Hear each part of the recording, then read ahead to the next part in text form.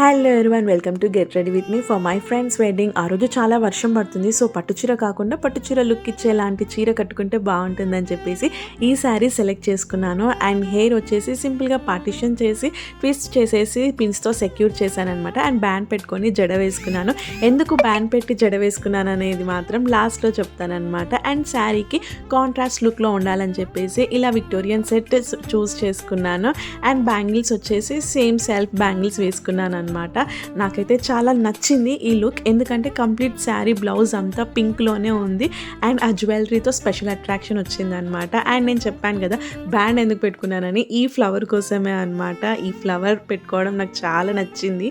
And this is my final look. పెళ్ళంటే పట్టు చీరలే కాదు, ఫ్యాన్సీ శారీస్ కూడా పట్టు లుక్ వచ్చేలాగా మనం చేసుకోవచ్చు అనమాట. ఇదైతే నా ఫైనల్ లుక్.